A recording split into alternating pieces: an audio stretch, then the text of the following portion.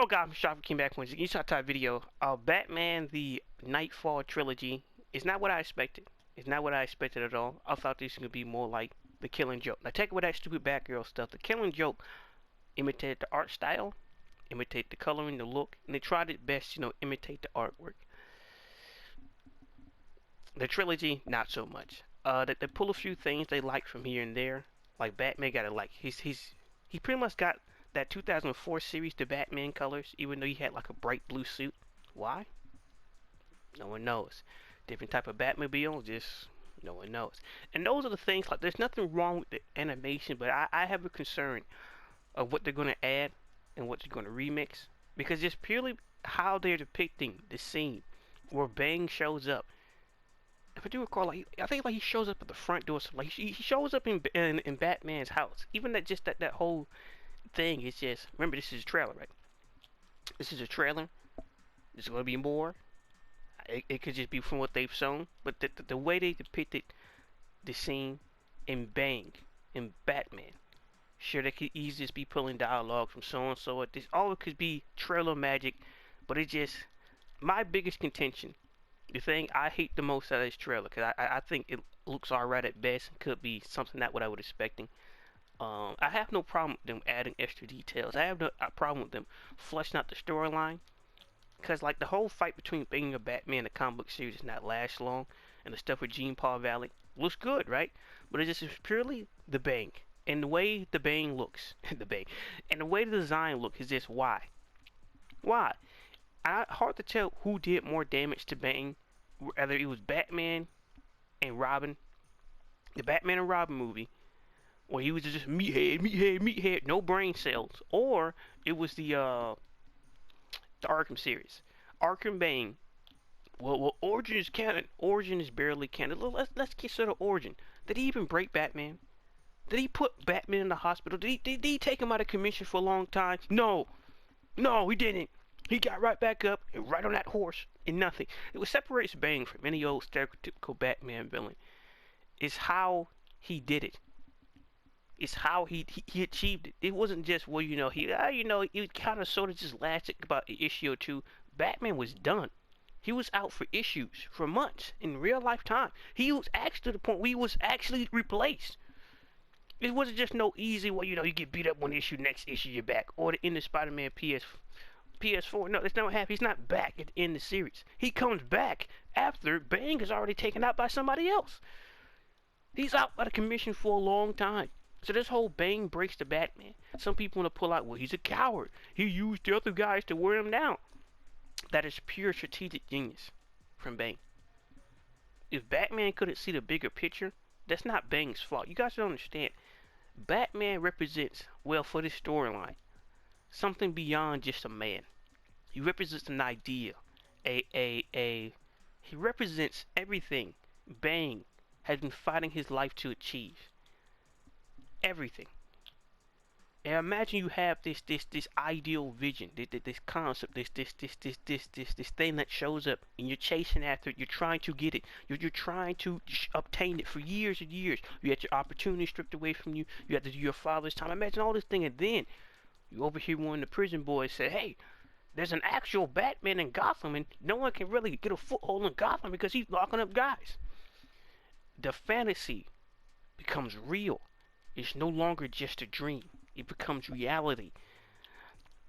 This is why Bane tells Batman, the ultimate prize, Gotham, you have it, I want it. It's beyond just like he's not doing this for money. Like getting Gotham is the consolation prize, but beating Batman as he's Batman in his own place, in his own environment. Anybody can snatch a tiger out of his environment and shoot him. But going into the jungle yourself, studying, tracking, researching all the little techniques, and then springing your trap. That is how you do it. This is what Craven should have been in Spider-Man 2. Tactical, thoughtful. This is not about just, well, get any old advantage and just jumping somebody. It's about beating them at their best in their own environment with their own personal advantages. There's no excuse for Batman losing the Bang. He's just another goon, quote unquote. He lost because he couldn't see the bigger picture. He lost because he couldn't see beyond what Bane was. He wasn't just another criminal. He wasn't just a meathead. Someone who had the tacticalities and strategic mind to think and operate just like he did. And it happened to him in reverse. This is Batman never faced such opposition who can plan long term and to set Batman up for his own failure. He failed. This is not like one of the Joker schemes. This is not some team up with Scarecrow. This is a man who is driven his entire life. Like you understand, when you start to represent in real life what somebody's been fighting or chasing or trying to defeat their whole existence, the fear, when you come to Atentius, there was no way for Batman to ever be prepared to beat Bane. He never stood a chance. Never. So, and then you get to the trailer, and we get Monster Bane. Really? Yeah, we got a whole bunch of Venom 2s all over. Wait, pause. If this is supposed to be classic Chuck Dixon Bane, why are the Venom 2s all over the place? Why doesn't he just have his classic design? Well, you know that design where Batman just can't just throw a batarang and cut the tubes and it just be easy? It's like, this is why most Bane designs are dumb. You know how stupid it is to have something that gets you powered up just so easily exposed? You couldn't use some metal tubing. You couldn't use anything. So a simple, cheap batarang that Batman mass-produced can do it. Not even a grapple gun, not even a specialized, not just anything. Just one batarang, that's it. That's dumb. That's stupid. Doesn't make any sense. And just overall design for Bane, why? Why? What was that? Like everything else could give it pass to a certain degree, a different change in art style, even though Gotham just looks. What is this? Like an apocalypse? This is a reference to the '90s series. It's like, well, where's the light? It is what it is. But it's really just, I'm concerned how they're going to depict Bane and what Knightfall thing actually was and meant to Bane. Are they going to adapt the Bane extra material with him in jail? I don't see why not. They could play it off as just a, you can play it off like a main character story in reverse. Instead of you get the whole hero backstory, you get the villain backstory. And by the time Bane shows up in Batman's house, he'll be like, well darn. I guess all them flashbacks had a purpose. And it's the way Bane watched him. This is why it's very hard for people to do anything with Bane post Knightfall, because it's how Chuck Dixon depicted him. The strategic mind, the studying, the understanding which points to agitate Batman, what Batman would choose to do or anything else. Just that long time study and planning. Where does a character go from that? Especially after get whooped like a pinata by Jean Paul Valley. Out there in front of everybody, just get whooped. But, because there's nothing wrong with the animation itself. That's alright, that's cool, that's gathering everything. What is this? Certain design decisions, certain things is just like, why? What? So now I'm concerned how they're going to depict that fight. Because the fight is not that long. It's only like a few pages, maybe like 10 to 12 at most. But it goes from Wayne Manor all the way down to the Batcave, beating up on the bat computers, slamming them down on top of the car, and then throwing Batman through Jason's tides. Suit display, monsters. Monsters. It's the way it's depicted. It's the internal monologue with Batman. We're just like, well, darn. I fought too many battles. I've done too many things. I've lost too much sleep. And against Bane, he's finally maxing out, and he can't keep up and do it no more. He gassed Batman. The fight was over before it even started. Like the first hit, he sees Batman flying across the room. It's incredible. The unmistakable, like it's unmistakable how strong Bane gets. But in this case, he's turned into a 8 feet, 10 feet monster the way some of these angles look like. Why? He doesn't need to be that big. He doesn't need to have this monstrous size. The whole thing with Bane is he's the size of a man. Keyword man. He doesn't need to be a 7-foot monster. 6'8", 6'10", that's good enough. And then the Venom just, so you can see that extra oomph in him. And what's the Grim Venom thing? It's just throw a few batteries, Batman. And having the multiple tubes make it worse. When it was just one tube to his brain, to his hand, controlled by the button, it's very simple, very easy to protect. But now he got 4 tubes from the head to shoulders and everything else. Why? Why? What does that add? Why?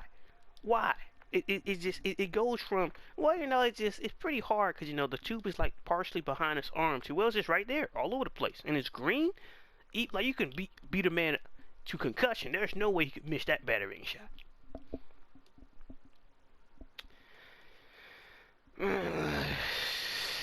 That some of the lightings and certain things, it's not what I would expect. I thought this was gonna go for like an actual adaptation, flesh some things out here, set up here, so on and so on, of the Jean Paul saga, of the KnightFall saga overall with Bane. That's not what they're doing. They're still gonna add some things. They're still gonna flesh it out, but they're gonna go in their own basic direction with it, and they're gonna pretty much use it as inspiration. It's like one of those based on the true stories type of thing.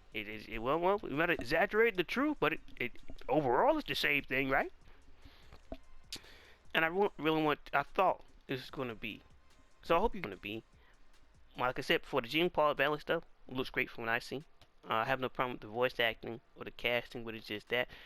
And it's just the design that go for Batman where he gets all scarred up through the movie, then he ends up fighting Bane, where it's just like he was tired and worn out. He wasn't like bleeding all over the place. Yeah. Because one thing to be worn out, it's another thing to be still injured. I'm not saying he wasn't hurt, but it's just, yeah. Hey, could be me. Maybe I missed out on a couple of pages, but I don't know. I don't know. I just thought it'd be more closer to an adaptation than what it ended up being. And I don't know. I guess I blame myself for that. Because it's just like, that's not what it's going to be. It's going to take their own inspirations. They're going to do their own thing. It looks just like the 90s. Where? It looks like the Batman. The cartoon show literally looks like that. Same art background aesthetic, same coloring. It got the same lighting. But it's, I don't know. Like I said before, it can always just be a bad trailer. It can always just be something, well, this is one to see, and so on, so on, so it's just like, I swear if we get and then like Absolute Batman makes no, but if we get another monster-sized Bane, another one, can we really explore how he breaks people down? Can we really explore how he's another way he can take over Gotham and why he would want it? Why why he sees it as a prize like no other? Because it's a city that's claimed to be unconquered. It is an uncivilized world of savages, full of criminals, civilians, and everything else in between. If you can make it in Gotham, you can make it anywhere. You can't name one city so far in DC that is depicted to be more crime-ridden and corrupted than Gotham City itself. So if you can conquer Gotham, if you can have a foothold in Gotham without the Batman interfering, without the Batman doing anything, and if you're managed to break Batman in his own home, who's going to stop you? A clown? What, a 4-foot tall man? Oh, man with a personality disorder. What, the Riddler? Who's gonna stop him? Killer Croc have no interest in taking over the city like that. Who? And that's the one thing other criminals can't. They can't beat Batman at his own game. See, everybody talk about Batman with prep time. Give Bane prep time. Look what happened to him. Look what happened. Prep time, they'll win. This is why Batman can never beat Tony Stark. Easy work. The level of opposition Tony Stark goes against, not RDJ, not RDJ, the actual Tony Stark from the comic books and the TV shows. Give him prep time, you're not going to make it. But he can't beat the Hulk. Most Marvel characters can't beat the Hulk. He can whoop anybody else's ass, though. Try him. The amount of planning and thought Tony Stark puts in everything he does, there is no conversation of Batman versus Tony Stark. So that whole stupid, give him prep time, give Superman prep time. Makes an anti-kryptonite suit. What he's going to do? And these are grown men using this stupidity. Grown men. Doesn't make any sense. It's agitated. It really is. Stupid arguments I've ever heard in my life is dumb. Give anybody prep time. Anybody. Especially the big leads. Give Superman prep time. He's dead. And he don't even need prep time. Fly through the Beltmobile. He's dead. Tony Stark doesn't even compete. Stop. It is what it is. But back to the main point. I don't know. I was expecting this to be. I have no problem with them taking liberties and like fleshing out the story that Chuck Dixon wrote and the artist and so on and so on. I have no problem with that, especially depending what words going to be taking place. But it's going to be what? It's going to be adaptation. You know, like Dark Knight Returns and Under the Red took some liberations. Like there was some extra stuff to the major plot. They cut out Mr. Freeze. Like they kept Black Mask, but they rearranged Black. But they cut out a lot of the Red Hood series, and it was good. But this one is just like just purely by how they're depicting Bane himself. He's looking juiced up on the Venom. He's not a monster. He's just an unmovable force. He's not fighting. What is it? He's not fighting Fing Fang Foom, for God's sakes. He's fighting the Juggernaut. It's not how big he is that's the problem. It's how stoppable force he feels like that's the problem. When they have that scene where Batman just punches him and Bane just doesn't budge. He's just standing there. You just know you're already done. But he still tries. Even with him getting whooped, even though he's reflecting on how everything that's happened over the last past few weeks with everybody breaking out of Arkham Asylum, he still tries. For Alfred, for Jason, for Tim. He still tries to the very end. And the greatest moment with this whole fight, hope they keep my name. And Batman tells him, won't you go back to hell? You know I could kill you, but I won't do anything. But instead I will simply break you, snap clean into. And you just can't do that with a Bane that's just that overwhelmingly big. It takes away. It really does takes away from Bane. Similar to how much Venom Bane is on at any time. They just keep adding more and more tubes to the design. He just keep getting bigger and bigger and bigger and bigger and bigger. We just need more tubes and bigger and more. Like how many more tubes you gonna add to Bane's back? How many more you need? At this point, Bane is on a run similar to Scorpion. Y'all can't fight your way out of a bag to draw a good Scorpion design. Save your life. We had some great Bane designs, unlike Scorpion, but it's just these days. It's just add more tubes to them, and just add more tubes. Like Bane should not be easily defeated just by cutting out the tubes. But Jean-Paul Valley cut off the tube, and he was still giving Jean-Paul the business. Well, the best way he could. But that technology Jean-Paul was dancing on. He was dancing. Oh my gosh. Broken, gone, broken, gone. He was dancing on Bane. But he was still a physical opposing threat. But when Bane took off running, when I was fighting that train, incredible. But it's just overall, I don't think it's going to be what I expected. I was really hyped for it. Just, are you going to adapt Knightfall? The Bane story? And Jean-Paul Valley? Well, this is going to be great. And you get Bane looking like that. It's just a design, it don't matter. In the long run, it will matter. I really was hoping for like a Dark Knight Returns or Under the Red Hood type of thing. I have no problem with them taking leeways and adding extra details and things to it, to flesh things out.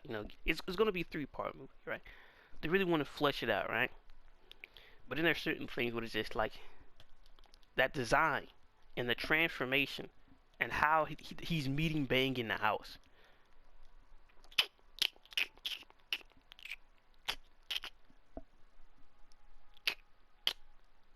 And I thought it was crazy, right? I thought I was like losing my mind. I was like, nah, it gotta be me, right? It gotta be me, right? It gotta be, right? No, I don't think it is. Watch the trailer a few times, up here, talking to myself, talking about the complexity of Bane as a character. Like most people care about that. These are just this is just entertainment to people. And how Bane comes to Gotham City and how the mood changed. And the crime start to move different, and there's a problem. There's an issue that Batman just can't seek out. He's attacking the surface problem. He's not attacking the symptoms. He's not seeing the bigger picture. And that cost him. Cost him his health. Cost him his mental. And it caused him to risk what Batman is as a superhero with Jean-Paul Valley. Like, the ramifications of Bane, like, Bane really mess things up, because when Jean-Paul gets when Azrael Batman goes out there, they're like, this is no normal Batman. This dude is the real deal. Oh, you thought Jason Todd running the Jason Todd on a bad day is gonna be bad? Nah, you have not seen Gene Paul. Gene Paul is a different breed. You won't get no smile. Not gonna get no comedy out of him. Like he's a real dude. He's. But I don't know, man. That's been my overall thoughts about it. I seen that a lot of people are excited about it. They enjoy it. They love it. For me, I can only hope for the best. There's no release date, so I suspect it's rather gonna be later this year in December, or maybe like a June to July release next year. And I don't know, man. I don't know. I don't know. Because Bane makes or breaks this movie. If it mess up Bane, there's no real point of watching it. But Gene Paul Valley, that's great, but that's on the back of Bane being there and his influence and how he moves. It's like an overall three-piece arc. The fall, the consequences, and the rise again. That's what it is. The fall, Rich Homie Bane. The consequences, as a real Batman. And the rise, Bruce Wayne is back again. So that's how the overall story more or less is. We don't know if it's going to be 90 minutes or so, or they're going to release it like package with the comic book like they did with the Red Hood, or the Dark Knight Returns. We don't know. But I don't know, man. I don't know. I really was expecting like a closer one-to-one adaptation, but it's just seemed like you guys gotta understand. This is going on for like 20 minutes already, so I already screwed myself. I already ran out of storage space on the phone and on. And it's just that one moment, right? You see it in the trailer. He triggers the Venom, and you just get this massive, inconceivably large arm. And it just goes into why. Why? Unnecessary. At least in my opinion, unnecessary. But it just, I don't know, it's just me, but it's just what I see Bang as and why he doesn't need to be that much bigger. Like muscle wise, yeah, but it's just like he should be looking like fucking Ark and Bang out here. He should be looking like that big of a monster. Like this is like the first time you're supposed to be seeing him, and he's looking gigantic. It's like the amount of muscle on that one arm is ridiculous. Hey, maybe it could be an animation thing because you're already seeing big. That tape's like what, roughly 2-3 feet tall. Look how big Bang is without on the juice. Look at him. He looks gigantic, not on the juice. Batman is like roughly 6'2". Bang is like at least 6'7", 8. He's not like astronomically bigger, but if we stand them next to each other, it's like Rocky looking like Drago. Here it's like Rocky looking at Shaq. He just, I don't know. It's the design, the extra tubes they add, and just how massive that arm gets, and it's just like look at him. This one shot that doesn't even look like a human being. He kind of looks more like Absolute Bang. Why is he this big? Why? Especially for this story. Any other story, who cares? For this story, why? Like he looks like Rick from Splatterhouse. Why? Why? When that's. Hell, look, man. All I can say is I try. It's been up to the cable because I like the other guys' thoughts about Bane in this trailer. I'm not too much of a fan of it. I'm just not. And it caused a concern of how much liberty they're gonna go. Because I was really expecting, at least for the Bane part, right? The material we got his whole full backstory, being a similar revolutionary, growing up in prison, that whole storyline. And it could be like a misleading thread that maybe Batman, like he's gonna figure out who this guy, and maybe it ties to Hugo Strange and Victor's ass, and he thought he solved the case. And then he gets back to the Batman Wayne Manor, and there he is. This phantom, this ghost, the change in temperature in the atmosphere. It wasn't who he thought it was. It's him in the flesh for the first time. A scenario where you could just, like the ramification of Bane knowing who Batman is, and Batman being forced into a situation for the first time where he's overplayed his hand, he's been outplayed, And you've been beaten in your own game, in your own city, in your own house. Like Batman, like completely changed his viewpoint and his development and how he operates as a character after this. But it's just all comes down to depictions. All come down to that. But it's just, I just hope they just don't mess up Bane. Jean Paul Valley, like, if it wasn't for the Arkham games, nobody would care about this character. I'm going to be honest. If he wasn't an Easter egg in the Arkham games and not attached to the storyline, nobody would remember him. Like, I'm dead serious. Ask any random person, do they know who this guy is? He's a skit in Arkham Origins. He's a side quest in Arkham City. And he's like a VR training thing in Arkham Knight. If it wasn't for them games, he has no TV show appearances, as far as I can tell. None. Nobody would know this guy even existed. I'm not even joking. I'm dead serious. So whether they butcher him or not, it's just, well, we never see him again. Never gonna bring him in live action. Not until I'm 30. So that's gonna have that be happening no time soon. 30 or 40. So that's quite a long ways away. So I expect, like, I'm right here for Batman, here for Bane. Then we go into the Jean Paul stuff to set it up. It's just like, if they do not execute Bane well, like, the whole movie, in my opinion, is done. What about you get to see Jean Paul versus Bane and how he treats and so on and so on. It's just, all that, it's like I said before, it's a 3-act structure. The fall, the consequences of the fall, and the rise again. If the fall is wrong or not depicted properly, the rest of the story it's unconsequential. Because the fall encapsulates everything good and bad that happens afterwards. Everything. Jean Paul is his fault. Jean Paul, unlike it wasn't Batman's fault Jason got killed. What are we supposed to do with that? He's in a foreign country with the Joker, and he's supposed to know that he pulled a trick on him and left Jason Todd there with his mother, which is another thing no one points out, how Jason don't have any, which is very strange. They never bring up that Jason and his mother got taken out in one explosion. It's always just Jason. They're going to address his mom, and he finally found his real mom after all this time. All that stuff just don't matter, huh? Which fuel Batman more, those things meant something to me.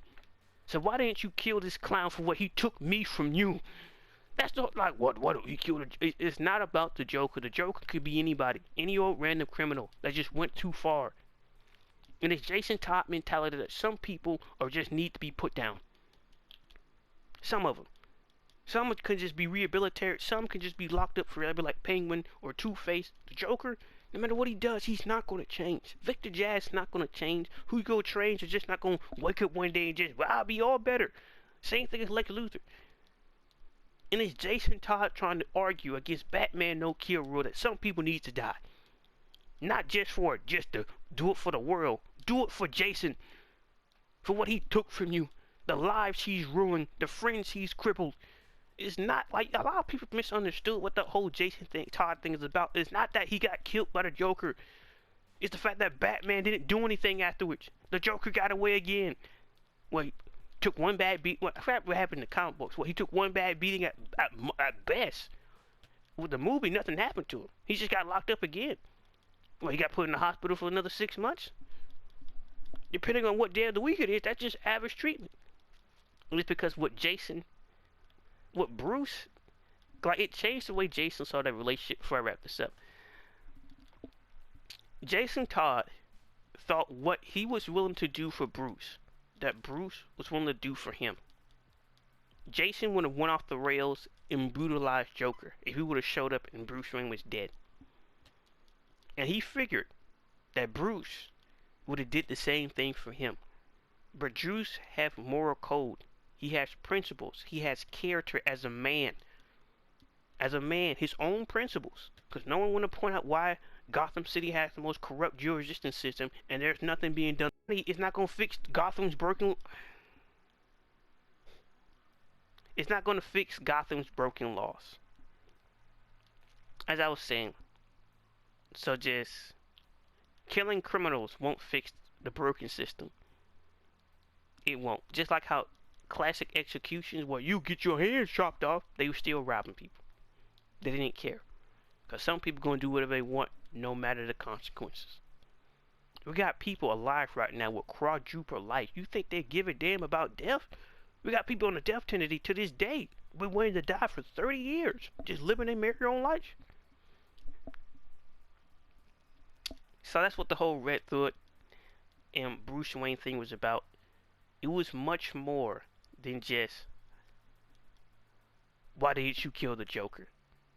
It was, why didn't you do this for me and everybody else he's hurt and maimed and crippled? Because I would have done it for you. This is a trust of friendship, a father and son relationship, and his principles as a man, as an adult, that Bruce Wayne has within himself that he's willing to stick to. Because if anybody want to execute the Joker, Jim Gordon, Bane, Mr. Freeze, Killer Croc, anybody, Scarecrow, could walk into his cell tomorrow, overdose him, choke him, eat him, and break his back. He's not Mongol. He's not Clayface. He's not some overwhelming threat where you just can't, well, shoot him twice and he's dead. He's a man with a skin condition. Nothing more, nothing less. So if they don't get this right, hopefully this don't turn into another Killing Joke situation where just with it, somehow the radio drama, like the motion comic, is done better with better voices than the people actually, like Kevin Conroy and Mark Hamill. That doesn't make any sense. Like, what type of direction they give them for that movie? It is what it is. All I could do is hope for the best. This video is going on for too long anyway. But it's been up to WK. Like, comment, subscribe. And what are your thoughts about the Knightfall teaser? Because in my opinion, I was expecting something more accurate. Peace.